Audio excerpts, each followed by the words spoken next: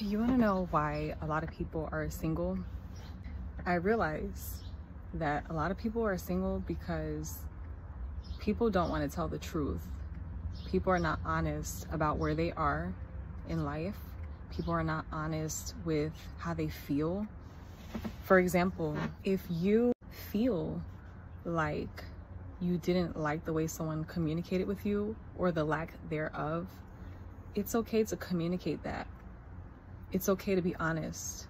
And however the person on a receiving end takes it, that's on them. A lot of times, a lot of people are just broken, and a lot of people are carrying a lot of dysfunction. That's their business. You don't have to internalize other people's dysfunction or brokenness. The dysfunction and brokenness comes in a form of playing games. A lot of people play games. It's like the tug of war, the push and pull in the initial stage of communication when you first meet someone. All of that could be eliminated when you just be honest. However someone else takes it, that's on them. If the person on the other end is not receptive towards where you are, then that's on them, and then maybe they're just not for you.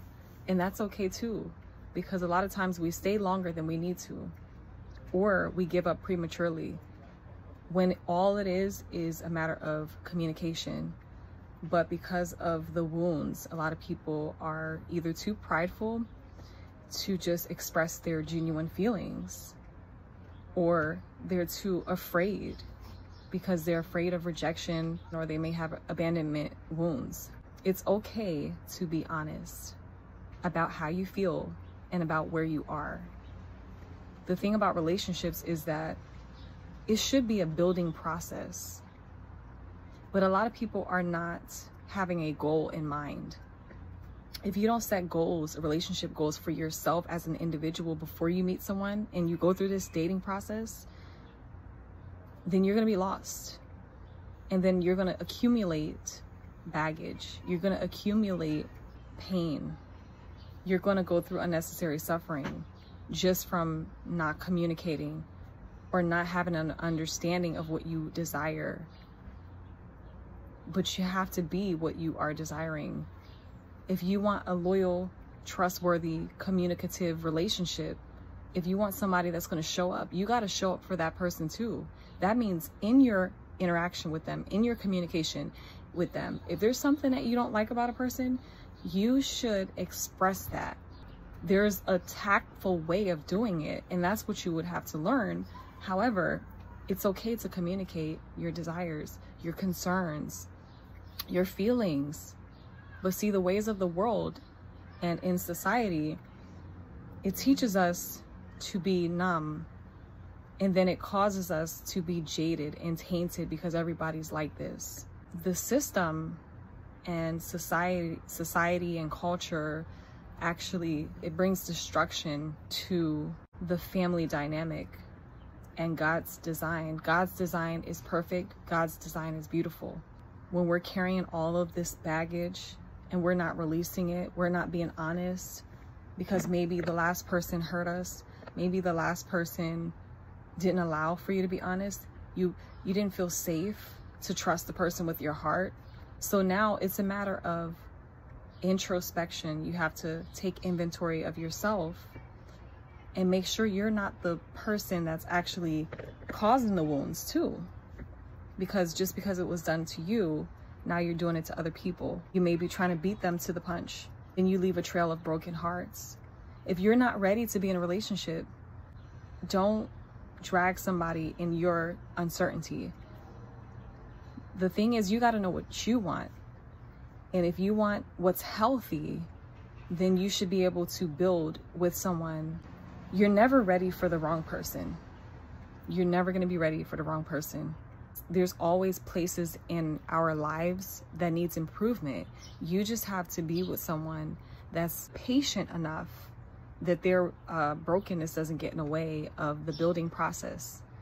If your brokenness is getting in the way of the building process of you getting to know someone, then that's how you know you're not ready.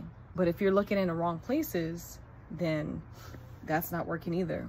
Sometimes it's only a matter of understanding yourself, understanding your needs, but also being thoughtful and selfless enough to understand the needs of others too.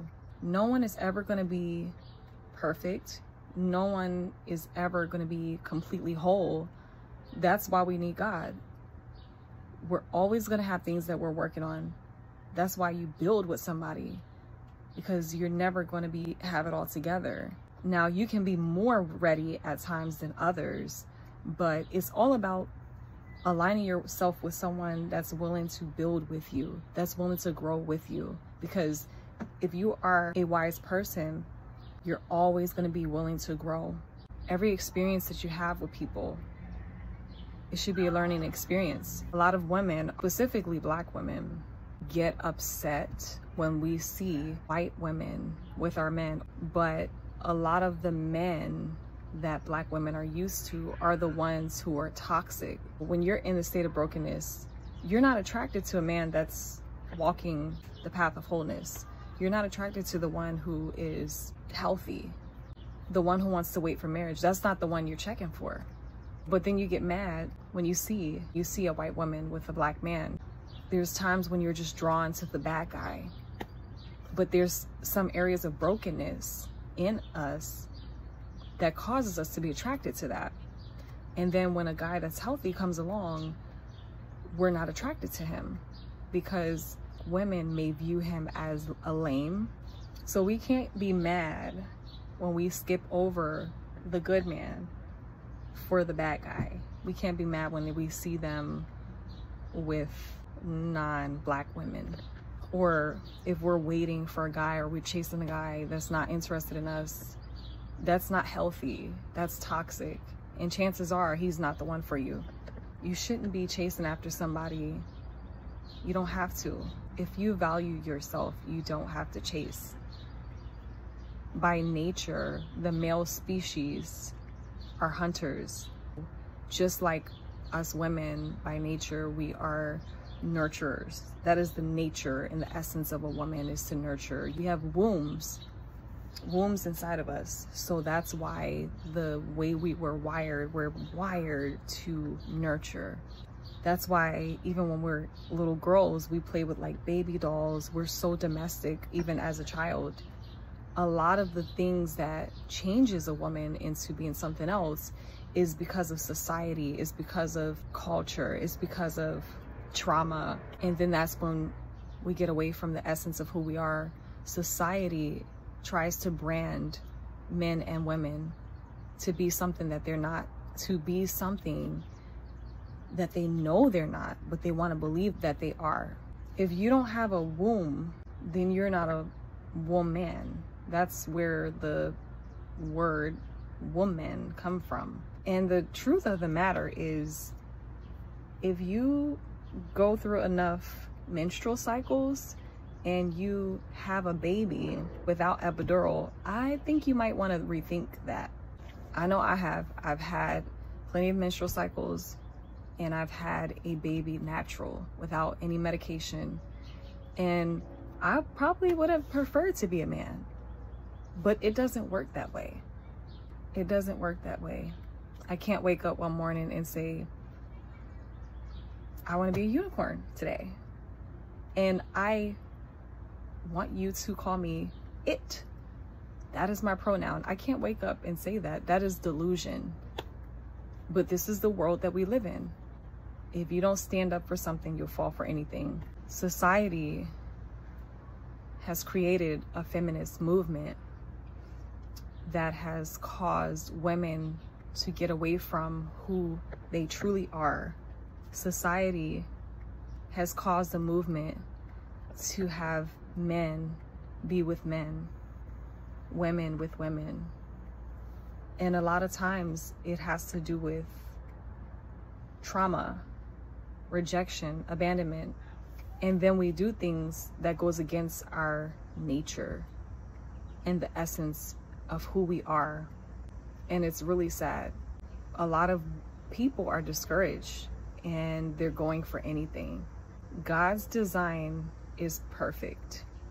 That is the man being the head of the household, and the woman being the keeper of the household and being a Proverbs 31 woman. God first, the man, the woman, and then the children and everything else after that. That's God's design. That's the hierarchy. It's important not to do things like the world because it doesn't work.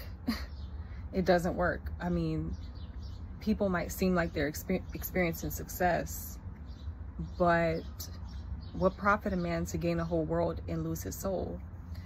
So it's all about God's design. It's all about your soul. And it is possible for you to have a healthy relationship that is God's design. It is possible. I know that it's possible. Even though I've done things the wrong way, even though I messed up, as long as you're on a path of righteousness, you will attract what is right for you. But you have to put yourself out there some way or another. There's a lot of women that are not even visible. I do believe in being logical about the whole thing. There's men that don't put themselves out there either. They don't initiate anything. He that findeth a wife findeth a good thing and obtains favor from the Lord. So if you want a lot of favor, then that's what you're supposed to do. So you have on one hand the women who are hidden, not just because God is hiding them, but they are living in a bubble. They don't go anywhere. They just want the guy to knock on their door.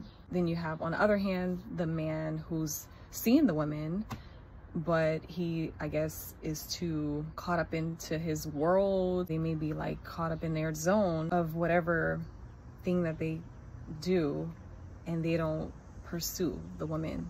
They don't get strategic about the pursuing process. We don't approach our careers that way. We don't approach business that way. With our careers in business, whatever career you have, there was a strategy involved. So I truly believe in strategizing and being tactful about your approach to the whole relationship thing. I believe in online dating. I believe in putting yourself out there, being in the environment to align yourself with what you are desiring. We don't have the same approach when it comes to relationships. And there's so many single believers. I believe that a lot of people are discouraged. I believe that a lot of people are not being strategic about it. A lot of people have a poor mindset when it comes to this. They think God is supposed to just drop the person out of the sky. And that's not even how you approach anything in life. But for some reason, when it comes to relationships, we put so much more emphasis on the spiritual aspect of it when there's still a natural aspect of it. And it's wonderful to do God's will, but there's things that we have to walk out as a human. You know, we are spiritual beings having a natural experience. The natural part of it is having a goal, setting a relationship goal. Even if it doesn't get accomplished, every goal that you make is not going to be accomplished in a time frame that you desire, but why not set the goal for yourself and write down how you would like to approach this goal? That means being active. That means being in an environment where the type of caliber of people you're wanting to meet, being around that. I just want to encourage everybody that it is very possible to meet a healthy man of God, to meet a healthy woman of God, but you got to be healthy yourself. Doesn't mean you completely take yourself off the market. That means your approach should be healthy in the building process, in the initial process, and entirely. But I want to put emphasis on the initial process, because when you first meet someone, after a while, it's like a game that humans play where it's like, well, I don't want to get hurt, so let me pull away, or I don't want this person to know this because I don't want them to judge me. I don't want them to not be interested. We put our representative out there because, yes, people have a representative, right? We always showcase the best version of ourselves in the initial dating process. we're not honest about who we are. And yes, there should be some level of transparency, but you don't want to reveal everything. Like, some things are too much. So it's just maintaining a healthy balance. Flow with the rhythm of the communication, the energy, but it should be reciprocal. One person shouldn't be putting all the effort into it. But guess what? Even if that happens, you can be honest and tell the person, you know what, I was thinking about you today. And share what you were thinking about. Maybe you were thinking that you were afraid that this person is going to judge you about something. Maybe you didn't like how they did something. It's okay to unpack that. The key about relationships is connecting with someone that's going to work with you, because no one is perfect. I saw a quote that said that find someone that's willing to help you to unpack your baggage, because everybody has baggage. It's about entrusting someone to help you walk through the process, because there's gonna be things that arises, but you don't want to play mind games where you're leaving a person left to try to figure out what's going on with you. Just be honest. Tell the truth about exactly what you're thinking, because energy can be felt. People can feel when there's a shift. There could be a great constant flow of communication, and then suddenly there's a shift. It may have been something somebody was thinking, something somebody was feeling, something. There's always something that happens that causes a shift in the communication, the early stages, because either sometimes some people get afraid, sometimes people like the person so much that they're like, oh my God, I don't want to lose this person, or I don't want certain things to be revealed because I don't want them to judge me or whatever. Communicate that. And if you're not dealing with somebody that you can communicate those things with, then chances are you don't need to be with them. Or maybe the timing is off. Timing is everything, and making the proper connection is everything. Be prayerful, but don't over spiritualize either. It's just about balance. Timing is everything, and balance is key. Make God the love of your life, and be the love that you are seeking.